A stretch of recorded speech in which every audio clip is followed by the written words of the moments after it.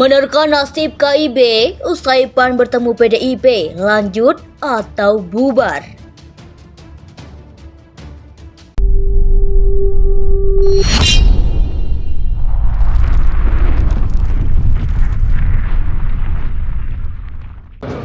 Ya, sekarang saya katakan kan ini politik ya.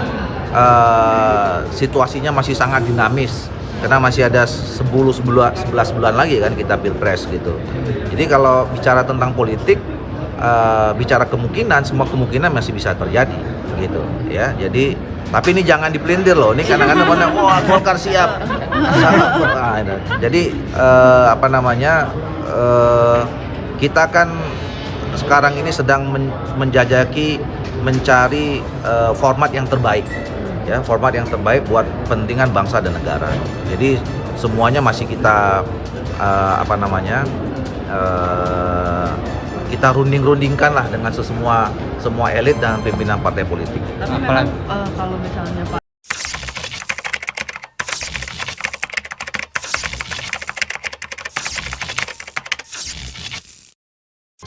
Partai Amanat Nasional atau PAN melakukan pertemuan dengan PDIP membahas Pilpres 2024.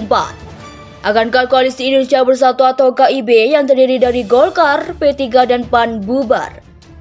Seperti nasib dari KIB akan ditentukan oleh proses negosiasi politik dan komunikasi yang semakin intens di belakang layar antara PDIP dan Golkar. Ada tendensi dari sejumlah elit di PDIP justru menunjukkan kenyamanannya untuk mendekat dengan elemen Prabowo, juga melakukan komunikasi partai-partai di KIB. Kata Direktur Eksekutif Institute for Democracy and Strategies Alliance atau Indo Strategis Ahmad Khairul Umam saat dihubungi Jumat 2 Juni 2023. Kemudian dilihat perkembangan per hari ini, tendensi untuk beraturan keinginan bersatu dengan PDIP dan tidak bersatu dengan PDIP nampaknya masih besar untuk tidak bersatu dengan PDIP. Lanjutnya, Khairul Umam menuturkan KIB pada kenyataannya atau secara de facto sudah bubar. Menurutnya, bubarnya KIB akan dilihat dari sikap Golkar menentukan dukungan. Secara de facto sudah bubar, tapi secara de jure bubar KIB akan ditandai ketika ada orientasi koalisi. Berbeda parpol pendukung capres tertentu. Kalau misal akhirnya kemudian Golkar menetapkan keputusannya untuk berbeda dukungan capres, maka kemudian itu akan menjadi sebuah indikator bubarnya KIB, baik secara de facto maupun de jure. Lanjutnya, PAN bertemu PDIP. Sebelumnya para petinggi PAN menggelar pertemuan tertutup dengan para petinggi PDIP untuk membahas soal koalisi di pemilu 2024. Lalu, apakah dua partai ini sepakat mengusung Ganjar Pranowo sebagai capres? Ini pertemuan pertama kami yang penuh persaudaraan, persahabatan, saling pengertian. Tapi ini pertemuan pertama, ujar Ketum PAN Zulkifli Hasan di DPP PDIP Jakarta Pusat, Jumat 2 Juni 2023. Mbak Mega sudah ada tim juga kan? Setelah kami rapat tentu akan berkomunikasi dengan tim yang dibentuk oleh PDI Perjuangan. Ada dipimpin oleh Bu Puan, ujarnya.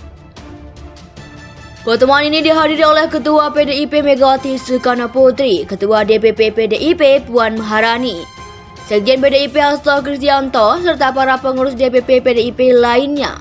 Rombongan PAN sendiri terdiri dari Sulhas, Sekjen PAN Edi Sueparno, hingga Waketum Yendri Susanto. Yang kedua, bagaimana mengenai KIB? Kami selalu, karena ada etika yang harus kita pegang, karena kerjasama itu jadi apa tidak itu kita tetap harus baik, harus penuh persahabatan dan persaudaraan. Oleh karena itu saya kemari pun saya juga kasih tahu KIB. Kami kasih tahu saya akan ketemu PD Perjuangan, bla bla begitu ya. Nah, bagaimana keadaan KIB sekarang? Masih, walaupun dua masih sama, yang satu mimpinya sudah PD Perjuangan gitu. Ya nanti kalau bareng-bareng ya jadi sama kan. Tapi kalau beda ya tentu nanti baru kita ada pembicaraan final seperti apa gitu. Nah ini belum final, jadi masih ada, walaupun istilahnya yoga itu KIB koalisi, tapi mimpinya mulai agak beda-beda katanya. Partai Amanat Nasional atau PAN melakukan pertemuan dengan PDIP membahas Pilpres 2024. Akankah Koalisi Indonesia Bersatu atau KIB yang terdiri dari Golkar, P3 dan PAN bubar? Seperti nasib dari KIB akan ditentukan oleh proses negosiasi politik dan komunikasi yang semakin intens di belakang layar antara PDIP dan Golkar. Ada tendensi dari sejumlah elit di PDIP justru menunjukkan kenyamanannya untuk mendekat dengan elemen Prabowo, juga melakukan komunikasi partai-partai di KIB. Kata Direktur Eksekutif Institute for Democracy and Strategies Alliance atau Indo Strategis Ahmad Khairul Umam saat dihubungi Jumat 2 Juni 2023. Kemudian dilihat perkembangan per hari ini, tendensi untuk beraturan keinginan bersatu dengan PDIP dan tidak bersatu dengan PDIP nampaknya masih besar untuk tidak bersatu dengan PDIP. Lanjutnya, Khairul Umam menuturkan KIB pada kenyataannya atau secara de facto sudah bubar. Menurutnya, bubarnya KIB akan dilihat dari sikap Golkar menentukan dukungan. Secara de facto sudah bubar, tapi secara de jure bubar KIB akan ditandai ketika ada orientasi koalisi. Berbeda parpol pendukung capres tertentu. Kalau misal akhirnya kemudian Golkar menetapkan keputusannya untuk berbeda dukungan capres, maka kemudian itu akan menjadi sebuah indikator bubarnya KIB, baik secara de facto maupun de jure. Lanjutnya, PAN bertemu PDIP. Sebelumnya para petinggi PAN menggelar pertemuan tertutup dengan para petinggi PDIP untuk membahas soal koalisi di pemilu 2024. Lalu, apakah dua partai ini sepakat mengusung Ganjar Pranowo sebagai capres?